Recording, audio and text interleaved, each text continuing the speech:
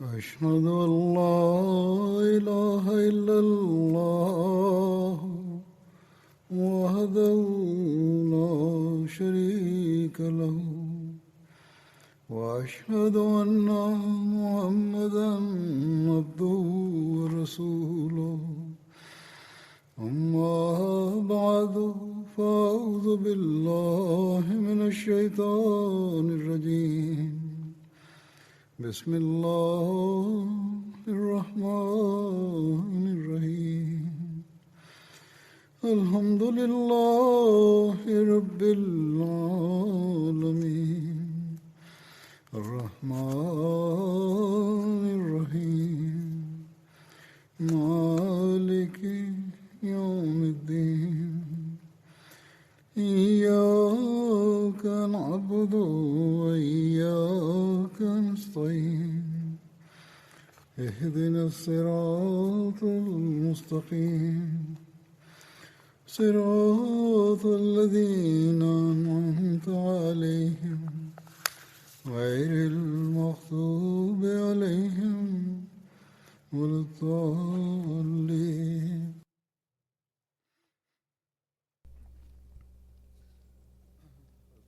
كان الحديث عن سيدنا عثمان رضي الله عنه جاريا. لقد كتب حضرة المصلح الموعود رضي الله عنه قليلا عن الأحداث التي كانت بعد استشهاد عثمان رضي الله عنه، وقال: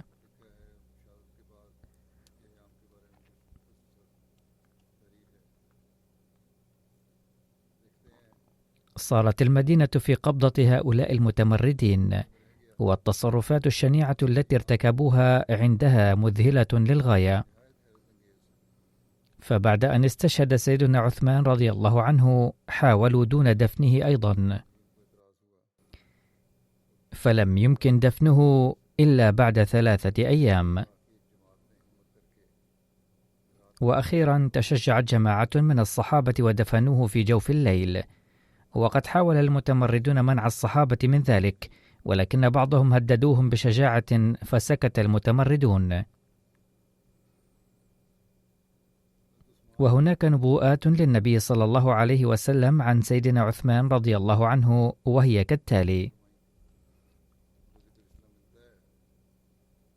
عن أبي موسى الأشعري رضي الله عنه أن النبي صلى الله عليه وسلم دخل حائطا أي بستانا، وأمرني بحفظ باب الحائط، فجاء رجل يستأذن فقال: ائذن له وبشره بالجنة. فإذا أبو بكر رضي الله عنه.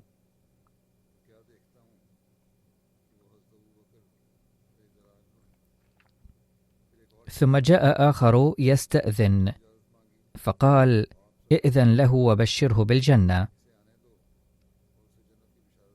فإذا عمر رضي الله عنه.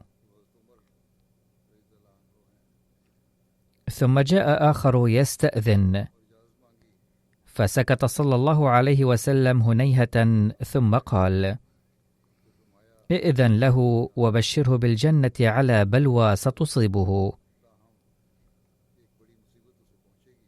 فإذا عثمان بن عفان رضي الله عنه. وعن أنس رضي الله عنه قال: صعد النبي صلى الله عليه وسلم أحدا ومعه أبو بكر وعمر وعثمان، فرجف وقال: أسكن أحد. أظنه ضربه صلى الله عليه وسلم برجله، فليس عليك إلا نبي وصديق وشهيدان. وعن ابن عمر قال: ذكر رسول الله صلى الله عليه وسلم فتنة فقال: يقتل هذا فيها مظلوما.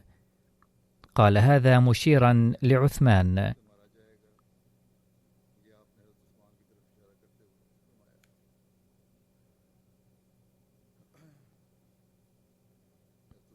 أما الميراث الذي تركه سيدنا عثمان رضي الله عنه فعن عبيد الله بن عبد الله بن عتبة قال: كان لعثمان بن عفان عند خازنه يوم قتل 30,000 درهم و500,000 درهم و50,100,000 دينار، فانتهبت وذهبت. وترك 1,000 بعير بالربذة، وهي قرية على الطرف المؤدي إلى الحجاز من المدينة على مسافة 3 أيام. وترك صدقات كان تصدق بها ببراديس وخيبر ووادي القرى قيمة 200,000 دينار. لقد ذكر من قبل أن سيدنا عثمان رضي الله عنه قال: كنت رجلا ثريا، ولكن ليس عندي الآن إلا بعيران أحتفظ بهما للحج. لعل الأموال المذكورة في الرواية المذكورة من قبل هي أموال المسلمين التي كانت في بيت المال، ولكن الراوي ظن أنها لعثمان رضي الله عنه، أو قد تكون تلك الأموال أمواله رضي الله عنه، غير أنه ما كان ينفقها على نفسه، بل كان ينفقها لسد حاجات القوم. على كل حال، قد ذكرت قبل قليل رواية بشأن أمواله هو، لكن حيث إن عثمان رضي الله عنه جعل حراسا لحماية تلك الأموال، فيبدو أنها كانت أموال المسلمين، ولذلك جعل الحراس يحرسونها. أما أقوال الصحابة عن استشهاد سيدنا عثمان رضي الله عنه، فقد ورد أنه قيل لعلي: حدثنا عن عثمان. قال: ذلك امرؤ يدعى في الملأ الأعلى ذا النورين، أي أنه يعد ذا النورين عند الله تعالى أيضا. وقال علي رضي الله عنه: كان عثمان أوصلنا للرحم. وقالت عائشة رضي الله عنها لما بلغها قتل عثمان: قتلوه وإنه لأوصلهم للرحم وأتقاهم للرب.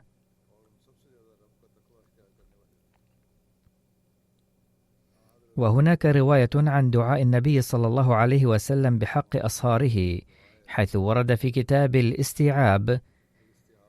وثبت عن النبي صلى الله عليه وسلم أنه قال: سألت ربي عز وجل ألا يدخل النار أحدا صاهر إلي أو صاهرت إليه.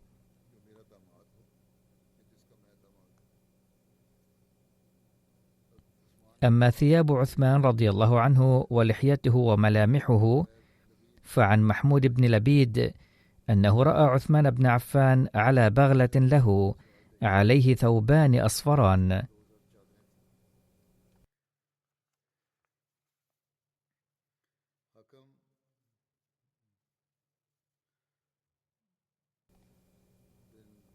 وعن الحكم بن السلط قال: حدثني أبي قال: رأيت عثمان يخطب وعليه خميصة سوداء وهو مخضوب بحناء. وعن سليم أبي عامر قال: رأيت على عثمان بن عفان بردا يمانيا 800 درهم. وعن محمد بن عمر قال: سألت عمرو بن عبد الله بن عنبسة وعروة بن خالد بن عبد الله وعبد الرحمن بن أبي الزناد عن صفة عثمان، فلم أر بينهم اختلافا. قالوا: كان رجلا ليس بالقصير ولا بالطويل، حسن الوجه رقيق البشرة كبير اللحية عظيمها، أسمر اللون عظيم الكراديس بعيد ما بين المنكبين، كثير شعر الرأس يصفر لحيته. قال واقد بن أبي ياسر أن عثمان رضي الله عنه كان يشد أسنانه بالذهب. وقال موسى بن طلحة: رأيت عثمان يخرج يوم الجمعة عليه ثوبان أصفران، فيجلس على المنبر فيؤذن المؤذن، ثم إذا سكت المؤذن قام يتوكأ على عصا عقفاء فيخطب وهي في يده، أي كان يخطب متكئا على العصا، ثم ينزل ويقيم المؤذن.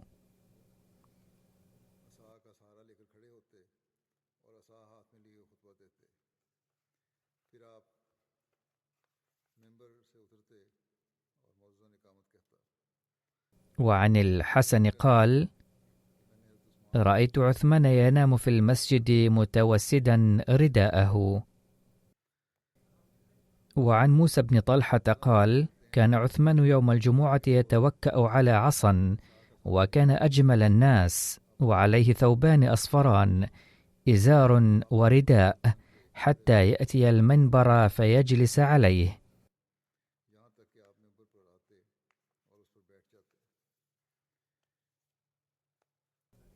كان لرسول الله صلى الله عليه وسلم خاتم نقشه محمد رسول الله. وفي رواية بهذا الصدد عن أنس بن مالك رضي الله عنه قال: لما أراد النبي صلى الله عليه وسلم أن يكتب إلى الروم قيل له: إنهم لن يقرأوا كتابك إذا لم يكن مختوما، فاتخذ خاتما من فضة ونقشه محمد رسول الله، فكأنما أنظر إلى بياضه في يده. أي يقول الراوي: إني أحفظ هذا الأمر لدرجة وكأني أنظر الآن أيضا إلى خاتمه في يده صلى الله عليه وسلم. عن أنس رضي الله عنه قال: كان خاتم النبي صلى الله عليه وسلم في يده، وفي يد أبي بكر بعده، وفي يد عمر بعد أبي بكر. فلما كان عثمان جلس على بئر أريس قال: فأخرج الخاتم فجعل يعبث به، ربما بدأ يحركه في إصبعه فسقط.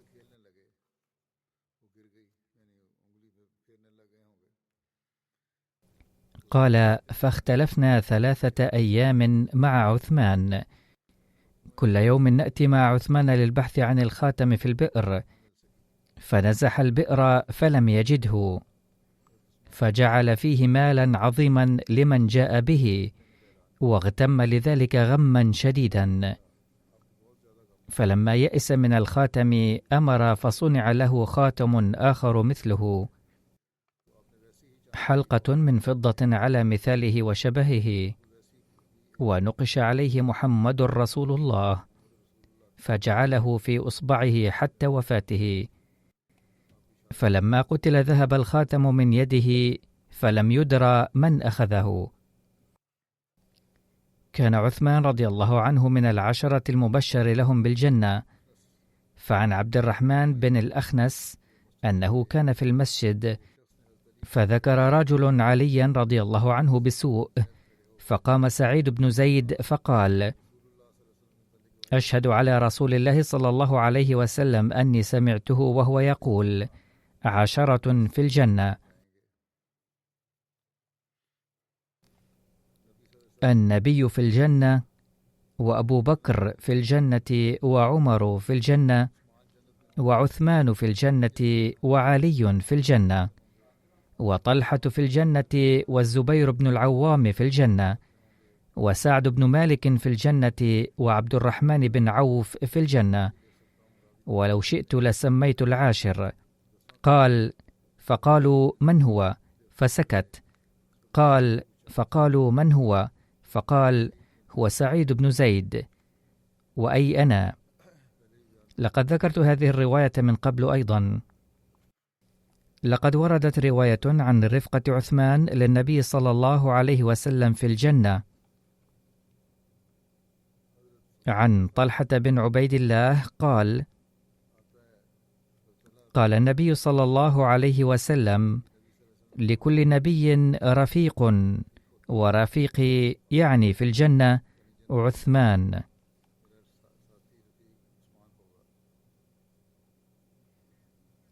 عن جابر قال: بينا نحن مع رسول الله صلى الله عليه وسلم في بيت في نفر من المهاجرين، فيهم أبو بكر وعمر وعثمان وعلي وطلحة والزبير وعبد الرحمن بن عوف وسعد بن أبي وقاص، فقال رسول الله صلى الله عليه وسلم: لينهض كل رجل إلى كفئه. ونهض النبي صلى الله عليه وسلم إلى عثمان فاعتنقه، وقال: أنت وليي في الدنيا ووليي في الآخرة. حدثنا أبو سهلة مولى عثمان قال: قلت لعثمان يوم الدار، أي اليوم الذي حاصر فيه المفسدون عثمان واستشهدوه، قاتل يا أمير المؤمنين. وقال عبد الله: قاتل يا أمير المؤمنين. قال: لا والله لا أقاتل، وعدني رسول الله صلى الله عليه وسلم أمرا فأنا صائر إليه.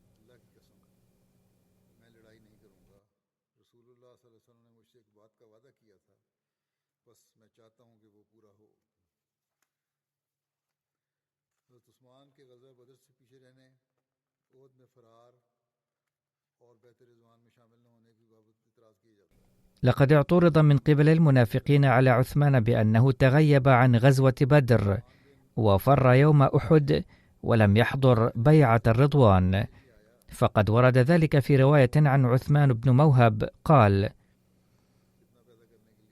جاء رجل من أهل مصر حج البيت فرأى قوما جلوسا، فقال: من هؤلاء القوم؟ فقالوا: هؤلاء قريش. قال: فمن الشيخ فيهم؟ قالوا: عبد الله بن عمر.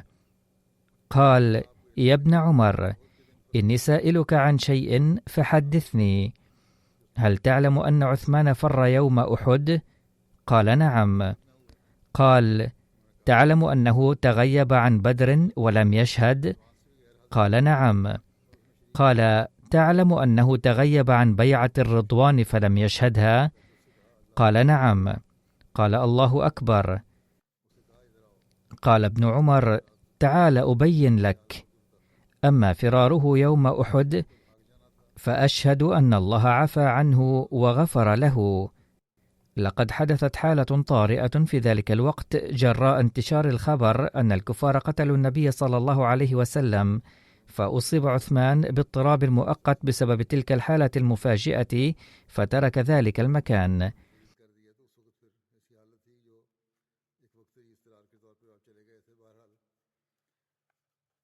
وأما تغيبه عن بدر فإنه كانت تحته بنت رسول الله صلى الله عليه وسلم، وكانت مريضة، فقال له رسول الله صلى الله عليه وسلم: إن لك أجر رجل ممن شهد بدرا وسهمه. وأما تغيبه عن بيعة الرضوان فلو كان أحد أعز ببطن مكة من عثمان لبعثه مكانه سفيرا إلى أهل مكة، فبعث رسول الله صلى الله عليه وسلم عثمان، وكانت بيعة الرضوان بعدما ذهب عثمان إلى مكة. فقال رسول الله صلى الله عليه وسلم بيده اليمنى: هذه يد عثمان، وضرب بها على يده فقال: هذه لعثمان. فقال له ابن عمر: اذهب بها الآن معك، واعلم أنها ليست مدعاة للاعتراض. كانت هذه رواية البخاري.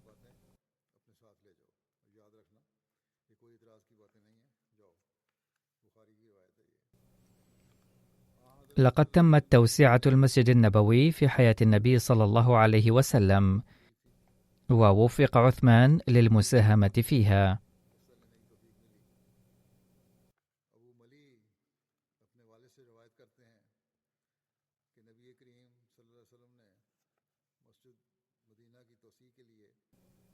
عن أبي المليح عن أبيه قال: قال النبي صلى الله عليه وسلم لصاحب البقعة التي زيدت في مسجد المدينة، وكان صاحبها من الأنصار، فقال النبي صلى الله عليه وسلم: لك بها بيت في الجنة.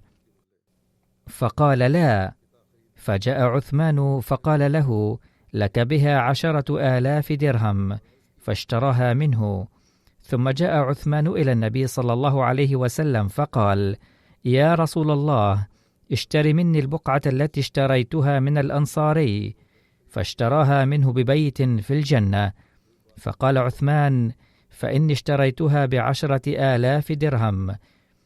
فوضع النبي صلى الله عليه وسلم لبنة، ثم دعا أبا بكر فوضع لبنة، ثم دعا عمر فوضع لبنة، ثم جاء عثمان فوضع لبنة، ثم قال للناس ضعوا فوضعوا، وهكذا تم توسيع المسجد.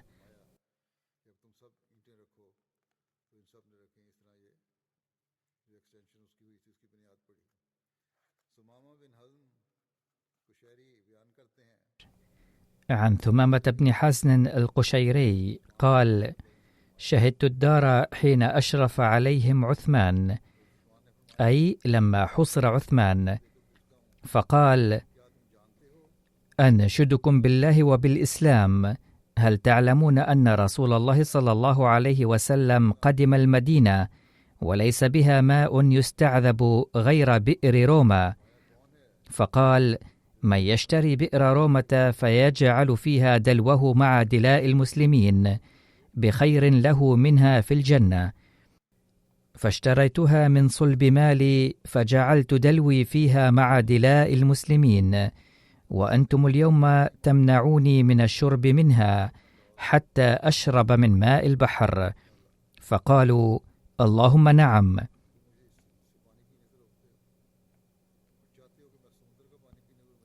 قال: فأنشدكم بالله والإسلام، هل تعلمون أني جهزت جيش العسرة في غزوة تبوك من مالي؟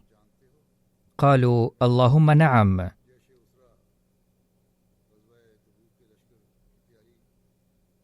قال: فأنشدكم بالله والإسلام، هل تعلمون أن المسجد ضاق بأهله؟ فقال رسول الله صلى الله عليه وسلم: من يشتري بقعة آل فلان فيزيدها في المسجد بخير له منها في الجنة. فاشتريتها من صلب مالي فزدتها في المسجد، وأنتم تمنعوني أن أصلي فيه ركعتين. قالوا: اللهم نعم. قال: أنشدكم بالله والإسلام، هل تعلمون أن رسول الله صلى الله عليه وسلم كان على ثبير، وثبير جبل في مكة، ومعه أبو بكر وعمر وأنا، فتحرك الجبل فركضه رسول الله صلى الله عليه وسلم برجله وقال: أسكن ثبير، فإنما عليك نبي وصديق وشهيدان. قالوا: اللهم نعم. قال: الله أكبر، شهدوا لي ورب الكعبة، يعني أني شهيد.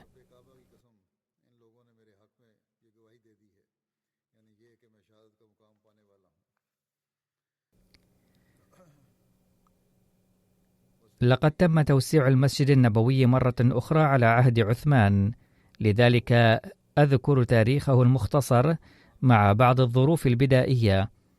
لقد ذكر سابقا أن التوسيع الأول قد تم على عهد النبي صلى الله عليه وسلم، وبحسب إحدى الروايات وضع النبي صلى الله عليه وسلم حجر أساسه بيده المباركة في ربيع الأول العام الهجري الأول، الموافق لأكتوبر عام 622، وجعل أساس المسجد بعمق 3 أذرع، أي 1.5 متر تقريبا، وكان أساس المسجد من لبن الحجارة، ثم رفع الحيطان فوق الأرض باللبن التي تم تجفيفها تحت الشمس. هذا هو تاريخ البناء، ويأتي معه ذكر التوسعة فيه أيضا.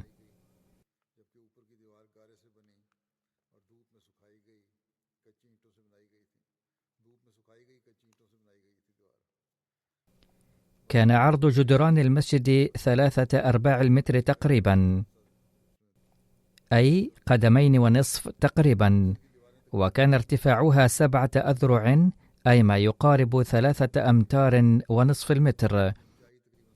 لقد تمت أعمال بناء المسجد النبوي في أول شوال الموافق إبريل 623 ميلادي.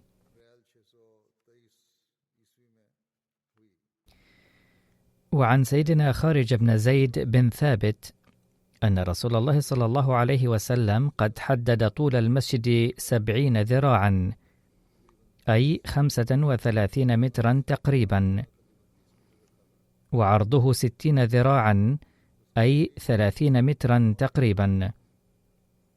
في عهد النبي صلى الله عليه وسلم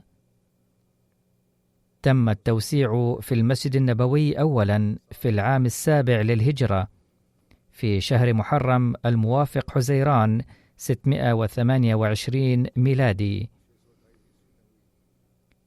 فحين عاد النبي صلى الله عليه وسلم من خيبر فاتحا أمر بتوسيع رقعة المسجد النبوي وبناؤه من جديد. لم يتوسع المسجد اتجاه الجنوب أي القبلة ولا إلى الشرق، وإنما حصل التوسع أكثر اتجاه الشمال وشيئا إلى الغرب. في الجانب الشمالي كانت بيوت بعض الصحابة، ومنهم صحابي من الأنصار كان مترددا في تقديم بيته، فاشترى منه ذلك البيت سيدنا عثمان من جيبه الخاص كما سبق مقابل 10,000 دينار، وقدمه للنبي صلى الله عليه وسلم، وبذلك أمكن توسيع المسجد إلى جانبي الشمال والغرب. وبعد هذا التوسع صارت مساحة المسجد إجمالا 100 ذراع طولا و100 ذراع عرضا، أي 50 متر طولا و50 عرضا. في عهد سيدنا عمر رضي الله عنه حصل توسع في المسجد النبوي مرة ثانية في العام 17 للهجرة.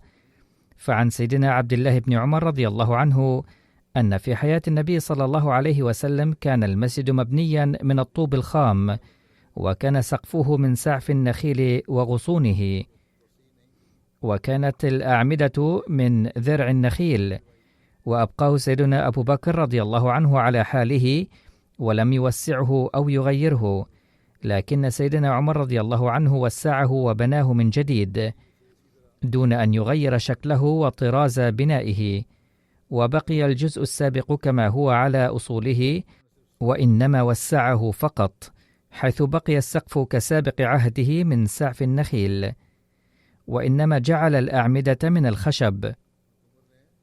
ولقد أشرف سيدنا عمر رضي الله عنه على أعمال البناء في العام 17 للهجرة، وبعد هذا التوسع صارت مساحة المسجد 140 ذراعا طولا و120 ذراعا عرضا، أي 70 متر طولا و60 متر عرضا.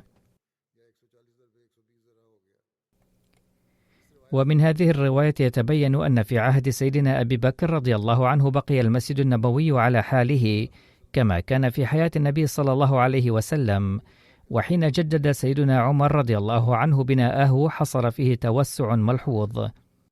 ثم حصل التوسع في عهد سيدنا عثمان رضي الله عنه، وتم تجديد البناء في العام 29 للهجرة.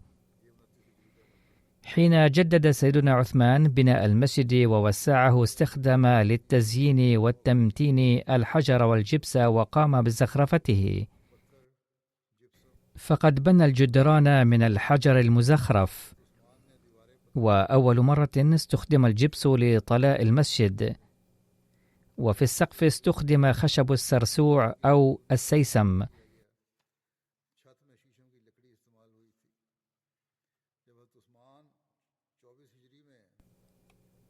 حين انتخب سيدنا عثمان رضي الله عنه خليفة في العام 24 للهجرة، طلب منه الناس توسيع المسجد النبوي، واشتكوا ضيق باحة المسجد، حيث كان يحدث خاصة في يوم الجمعة أن الناس كانوا يضطرون لأداء الصلاة خارج المسجد في معظم الأحيان.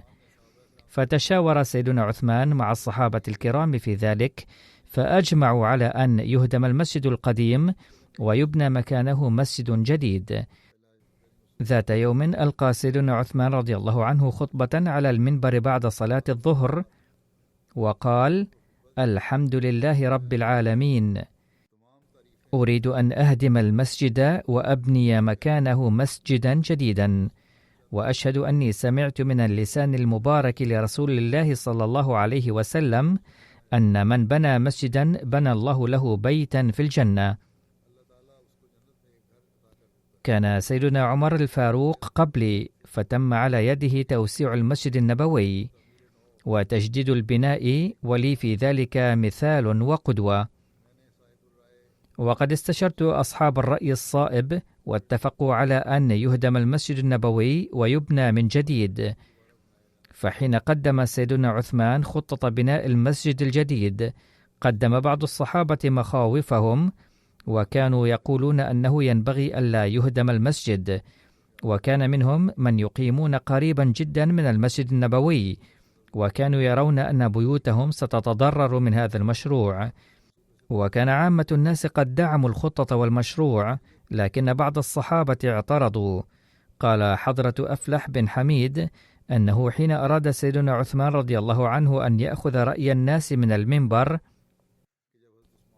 قال مروان بن الحكم: لا شك أن المشروع عمل حسن، فما الداعي لأخذ رأي الناس؟ فعاتبه سيدنا عثمان وقال: ويحك، إني لا أريد أن أكره الناس في أي قضية، لذا لا بد أن أستشيرهم، ولا أريد أن أفرض رأيي على الناس، وإن كل ما سأقوم به فإنما بحسب مشيئة الناس. ثم حين أخذ ثقة أهل الرأي اشترى البيوت الواقعة شمالي المسجد النبوي، ومع أنه كان قد عرض مبالغ جيدة لأصحابها، رغم ذلك رفض بعض الأصحاب بيع بيوتهم. ومرت 4 سنوات دون أن يحقق النجاح المطلوب في الخطة.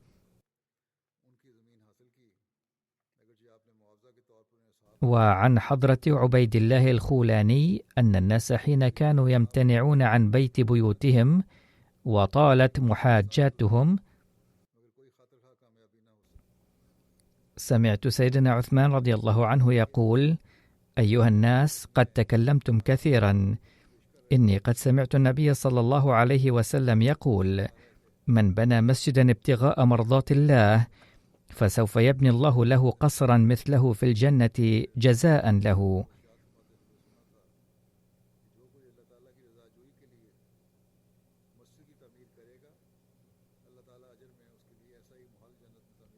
وكذلك روي عن محمود بن لبيد أن سيدنا عثمان رضي الله عنه حين أبدى رغبته في تجديد بناء المسجد النبوي لم يعجب الناس مشروعه، وكانوا يصرون على أن يترك المسجد على حاله كما كان في حياة النبي صلى الله عليه وسلم. فقال: من بنى لله مسجدا بنى الله قصرا في الجنة مثله جزاء له. ثم حين نجح سيدنا عثمان رضي الله عنه في إقناع الناس، أمر ببدء البناء في ربيع الأول عام 29 للهجرة، الموافق نوفمبر عام 649 ميلادي، واستغرقت أعمال البناء 10 أشهر فقط. وتجهز المسجد النبوي في أول محرم من العام 30 للهجرة. كان حضرته بنفسه يشرف على أعمال البناء، وكان يصوم نهارا وليلا. حين يغلبه النوم كان يستريح في المسجد النبوي. وعن عبد الرحمن بن سفينة قال: لقد رأيت مواد البناء تحمل إلى سيدنا عثمان رضي الله عنه، وهو كان يشرف على عمل العمال واقفا، وحين يحين وقت الصلاة يصلي، وأحيانا كان ينام أيضا هناك. لقد وسع سيدنا عثمان المسجد النبوي تجاه الجنوب، وجاء بجدار القبلة إلى حيث يوجد إلى اليوم. أما في الجانب الشمالي فقد مد إلى 50 ذراعا، أي 25 مترا. وتم توسع بسيط تجاه الغرب أيضا. أما اتجاه الشرق حيث كانت الحجرات فلم يحصل أي توسع، وبذلك صارت مساحة المسجد النبوي إجمالا 160 ذراعا طولا و150 ذراعا عرضا، أي 80 مترا طولا و75 مترا عرضا تقريبا. كان عدد أبواب المسجد النبوي في عهد سيدنا عثمان رضي الله عنه 6، وفي عهده بنيت زخارف على الأحجار أول مرة، وتم طلاؤها بالجبس. وبحسب سيدنا خارج بن زيد قد بنى سيدنا عثمان نوافذ في الجدارين الشرقي والغربي، والبيوت التي اضطر سيدنا عثمان للحصول عليها لتوسيع المسجد النبوي كانت من بينها حجرة أم المؤمنين السيدة حفصة رضي الله عنها أيضا، وأعطيت مقابلها بيتا متصلا بجدار القبلة جنوبية شرق الزاوية، وتم تسهيل وصولها إلى الحجرة بواسطة ممر. إضافة إلى ذلك تم شراء نصف بيت سيدنا جعفر بن أبي طالب من ورثته ب100,000 درهم، كما تم شراء جزء من دار العباس أيضا ليضاف إلى المسجد النبوي.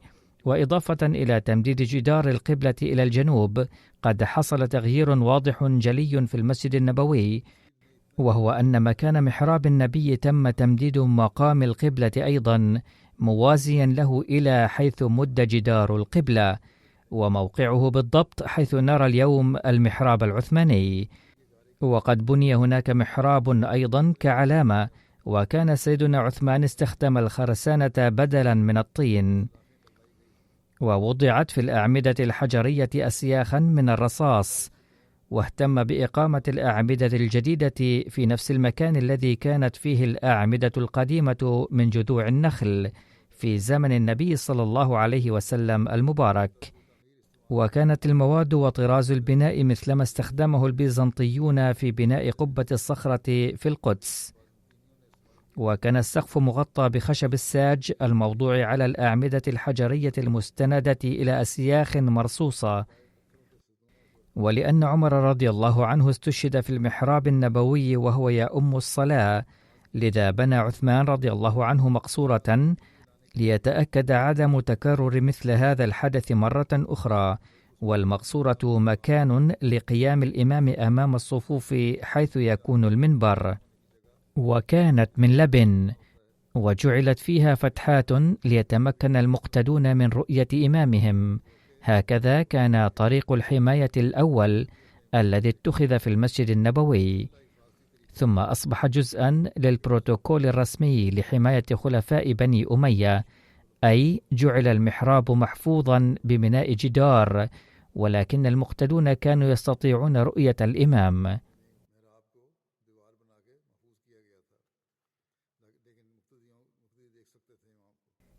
على أي حال، حدثت توسيعات أخرى للمسجد فيما بعد أيضا في أزمنة مختلفة.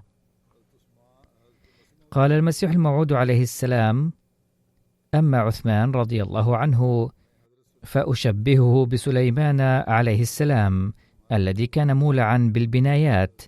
في عهد علي رضي الله عنه كانت هناك فتن داخلية دون شك، فكان معاوية في طرف وعلي رضي الله عنه في طرف آخر، وأريقت دماء المسلمين بسبب هذه الفتن.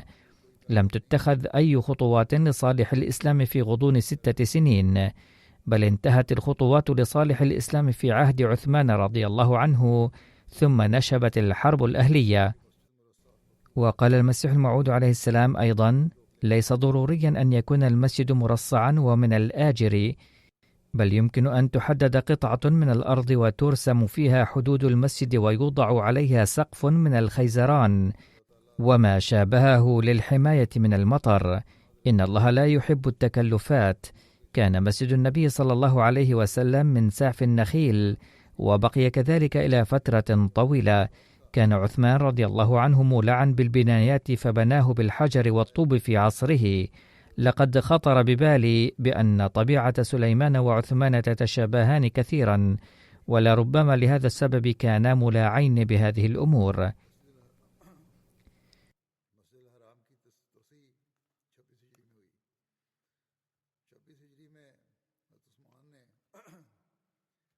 وسع المسجد الحرام في 26 للهجرة. فيها أمر عثمان بتجديد أنصاب الحرم، وفيها زاد عثمان في المسجد الحرام ووسعه وابتاع من قوم وأبى آخرون.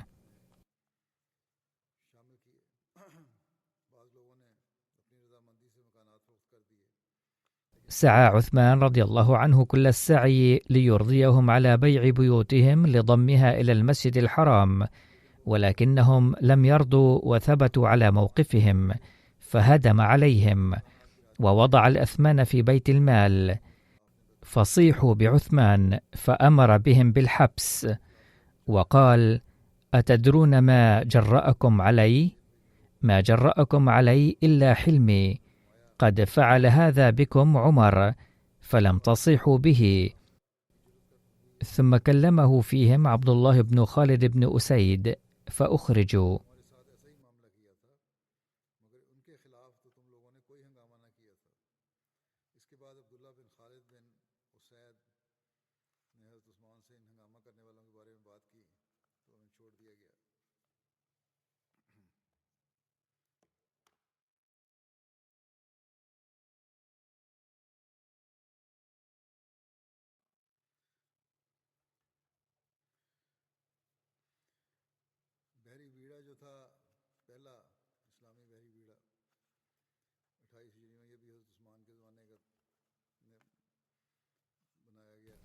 أول سفينة صنعت في الإسلام في 28 للهجرة في عهد عثمان رضي الله عنه، وأول من غزا في البحر معاوية بن أبي سفيان زمان عثمان بن عفان.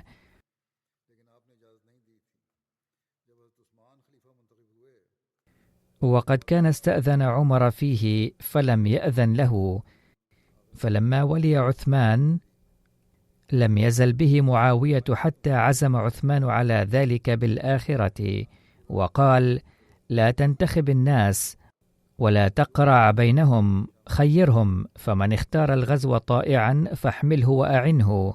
ففعل، واستعمل على البحر عبد الله بن قيس الجاسي حليف بني فزارة، فغزا 50 غزاة بين شاتية وصائفة في البحر، ولم يغرق فيه أحد ولم ينكب. ورد في الروايات أن عثمان رضي الله عنه كان أشبه الناس خلقا بالنبي صلى الله عليه وسلم. عن عبد الرحمن بن عثمان القرشي أن رسول الله صلى الله عليه وسلم دخل على ابنته وهي تغسل رأس عثمان، فقال: يا بني، أحسني إلى أبي عبد الله، فإنه أشبه أصحابي بي خلقا. عن يحيى بن عبد الرحمن بن حاطب عن أبيه قال: سمعته يقول: ما رأيت أحدا من أصحاب رسول الله صلى الله عليه وسلم كان إذا حدث أتم حديثا ولا أحسن من عثمان بن عفان، إلا أنه كان رجلا يهاب الحديث. وعن أبي هريرة قال: دخلت على رقية بنت رسول الله صلى الله عليه وسلم امرأة عثمان رضي الله عنه. على الأغلب أن المراد هنا هو أم كلثوم رضي الله عنها، لأنه ورد في رواية أن رقية رضي الله عنها كانت توفيت عند غزوة بدر، وكان أبو هريرة رضي الله عنه أسلم بعد 5 سنوات من مشهد بدر وجاء إلى المدينة، لذا هي أم كلثوم وليست رقية، لأن أم كلثوم توفيت في 9 من الهجرة. على كل حال، قال أبو هريرة رضي الله عنه: دخلت على رقية بنت رسول الله صلى الله عليه وسلم امرأة عثمان رضي الله عنه وفي يدها مشط، فقالت: خرج من عندي رسول الله صلى الله عليه وسلم آنفا، رجلت رأسه، فقال: كيف تجدين أبا عبد الله، أي عثمان رضي الله عنه؟ قلت: بخير. قال: فأكرميه، فإنه من أشبه أصحابي بي خلقا.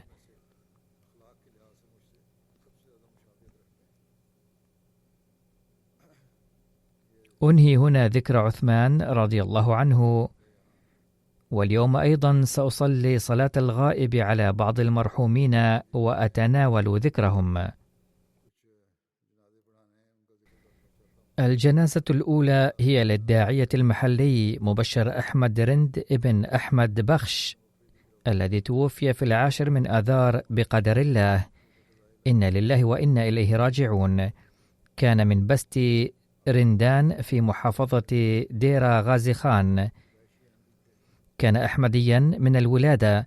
بدأ بالخدمة في 1990 تحت مشروع الوقف الجديد كداعية محلي في منطقة تار باركر، ثم عمل في مختلف الأماكن في أوقات مختلفة كداعية ومفتش حسابات صندوق الوقف الجديد، حيثما عين يقبل برحابة الصدر دوما ولم يقدم أي عذر قط، وسعى للإيفاء بعهد وقفه بوفاء.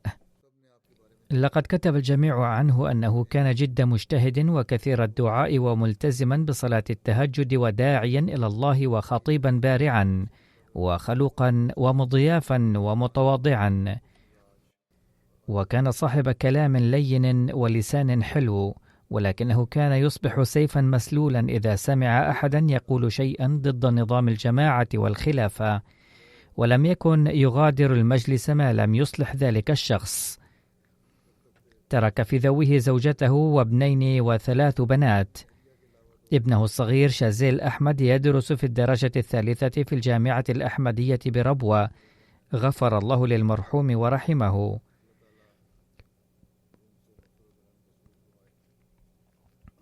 والجنازة التالية للمهندس منير أحمد فرخ أمير الجماعة السابق في محافظة إسلام أباد. لقد توفي في 9 من آذار مارس بعد مرض طويل في كندا عن عمر يناهز 84 عاما. إنا لله وإنا إليه راجعون. كان كتب الوصية بنسبة 1:9. كان جد المرحوم حضرة منشي أحمد بخش صحابيا للمسيح الموعود عليه السلام، وهو حضر قاديان وبايع بمناسبة الجلسة السنوية في عام 1903. وكان والد المرحوم الدكتور شودري عبد الأحد الذي كان حائزا على شهادة الماجستير والدكتوراه في الزراعة، والذي يحصل على شهادة الدكتوراه هذه طلاب فطنون جدا في ذلك الزمن. على أي حال قد حصل على شهادة الدكتوراه وخدم الجماعة بصفته أمير الجماعة في محافظة لالبور.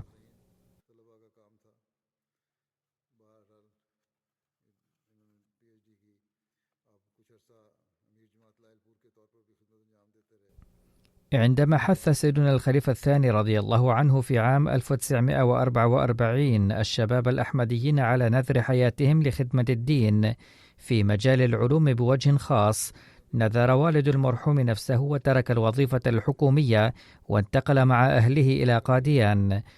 كان معهد البحوث فضل عمر قد أسس سلفا تحت إشراف سيدنا الخليفة الثاني رضي الله عنه مباشرة، فعينه حضرته مديرا لهذا المعهد، وإلى جانب ذلك عين أستاذا للعلوم في كلية تعليم الإسلام.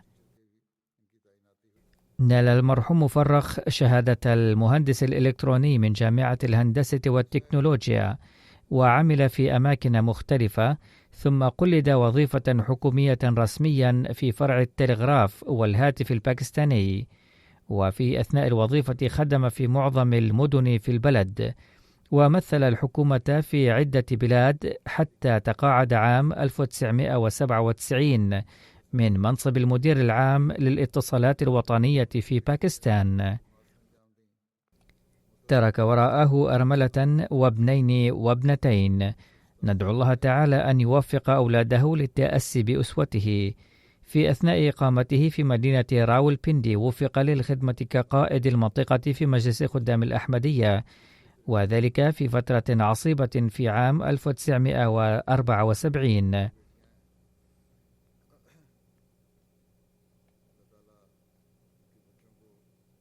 ثم انتقل في عام 1977 إلى إسلام أباد، واستقر هنالك بصورة دائمة. وبعد سكنه هناك وفقه الله تعالى للخدمة في مجالات مختلفة.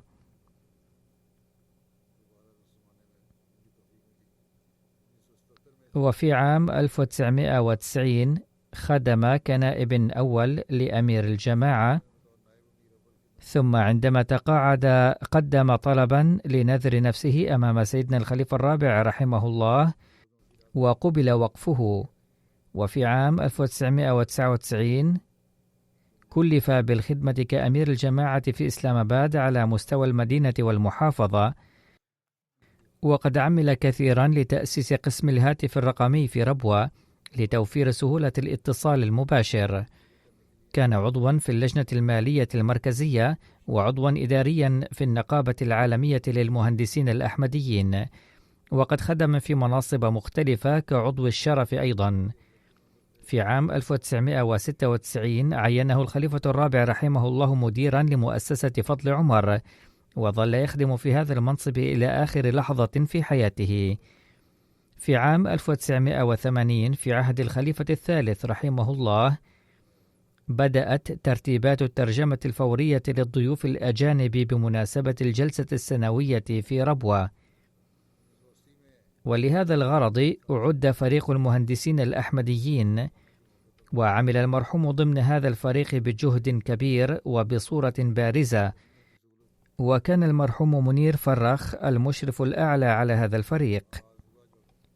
عندما هاجر سيدنا الخليفة الرابع رحمه الله إلى بريطانيا في عام 1984 كان يحضر الجلسة هناك كل عام، وكان يكلف بالخدمة في فروع الترجمة وإيصالها إلى الضيوف، وكان يؤدي هذه الخدمة على أحسن وجه وبجهد كبير. لقد بنيت مباني الجماعة بكثرة في مدينة إسلام آباد بباكستان.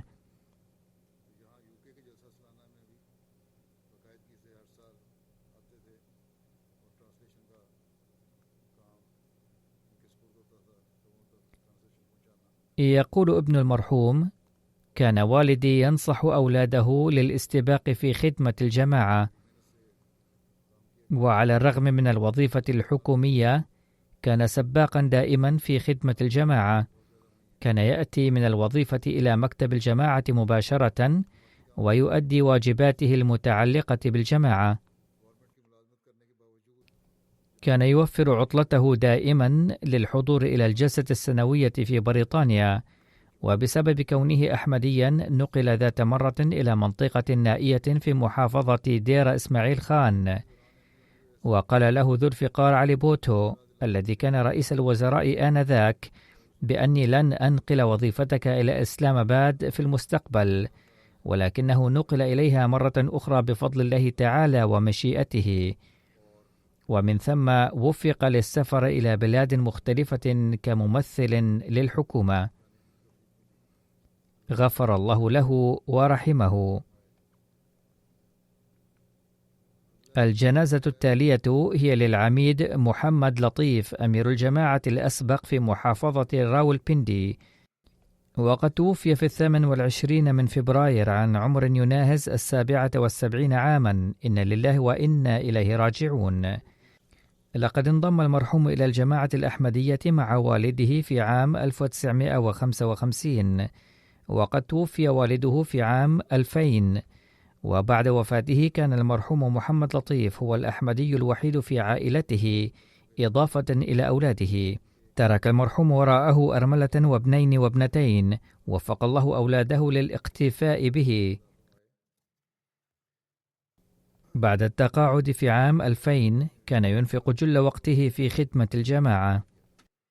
خدم أولا سكرتيرا لأمور العامة ونائبا لأمير الجماعة لمحافظة راولبندي، ثم كأمير الجماعة من عام 2019 إلى يوم وفاته في 2021، وبالجملة وفق لخدمة الجماعة ما يقارب 20 سنة. كان يواسي الجميع ويهتم بالفقراء ويخدم الجماعة حاسبا الخدمة فضلا من الله تعالى، وكان ينصح أولاده أيضا بذلك دائما. وفي أثناء مرضه الأخير أيضا كلما دعاه أحد المسؤولين للخدمة في المركز كان يحضر فورا دون أن يبالي بمرضه. كان مصابا بالسرطان، وكان دائم الاستعداد لخدمة الجماعة على الرغم من المرض مع مواصلة العلاج، ولم يرفض أي خدمة قط. غفر الله له ورحمه. الجنازة التالية هي للمرحوم كونوك أومر بيكوف الذي كان أحمديا من قرغستان، وقد توفي في 22 من شباط فبراير عن عمر يناهز 67 عاما. إن لله وإنا إليه راجعون. يقول السيد إلياس كاتاتوف رئيس الجماعة الوطني في قرغيزستان: كنت على علاقة مع المرحوم منذ أكثر من 15 عاما. كان المرحوم من الأحمديين الأوائل في جماعة قرغيزستان. دخل الجماعة في عام 2000 وكان أحمديا مخلصا ووفيا جدا، يشترك في برامج الجماعة كلها ويساهم في التبرعات والتضحيات المالية الأخرى بانتظام، ويفي بوعده للتضحيات المالية في وقت مناسب دائما. كان ملتزما بالصلوات الخمس والتهجد. في عهد الاتحاد السوفيتي تولى المرحوم مناصب مرموقة في مؤسسات ودوائر تجارية كبيرة في بلده، وكان الجميع يثنون عليه كثيرا بسبب أمانته وإخلاصه ونبله وجهده في العمل. ولما لم يكن يعمل في السنوات الأخيرة في حياته، أخذ يبيع الكتب ولا سيما الكتب الإسلامية. قبل فرض الحظر على نشاطات الجماعة الدينية في قرغيزستان، كان المرحوم يوزع على الناس كتب الجماعة وتراجم معاني القرآن الكريم بانتظام، وقد بلغ دعوة الجماعة إلى عدد كبير من الناس.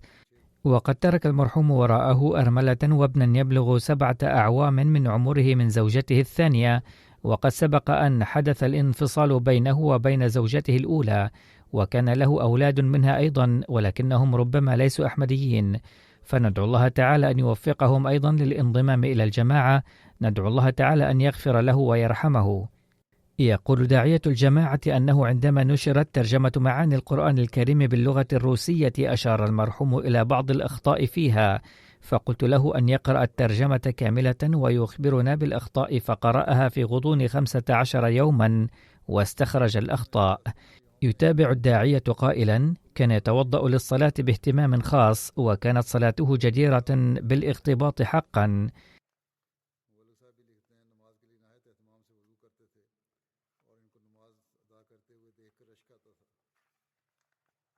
يقول السيد إزغي بايو آرتور: الحق أن السيد كونوك بيك هو الذي بلغني دعوة الجماعة. كلما طرحت عليه سؤالا أجابني بأسلوب محير للعقول، وكانت أجوبته زاخرة بالعقلانية والمنطق والحكمة دائما. كان المرحوم يتحلى بالأخلاق السامية والصبر والتسامح الكثير، وقد دخلت الجماعة متأثرا بأخلاقه ومزاياه المذكورة. عندما طلبت من أفراد الجماعة بالصوم نافلة والتركيز على الدعاء، كان المرحوم يصوم يوم الاثنين والخميس من كل أسبوع. قيل له أن يكتفي بصوم يوم الاثنين، قال: أصوم يوم الاثنين والخميس أيضا لأكون ممن يلبون كل نداء صاعد من الخليفة. كان مخلصا جدا لمنصب الخلافة. كان يسمع الخطبة باللغة الروسية بالتزام. كان رجلا متواضعا ودمث الأخلاق جدا. كان يبلغ دعوة الجماعة بكل شوق ورغبة كما قلت من قبل. ندعو الله تعالى أن يغفر له ويرحمه، ويرفع من درجات المرحومين جميعا، ويوفق أجيالهم للاستمرار في حسناتهم.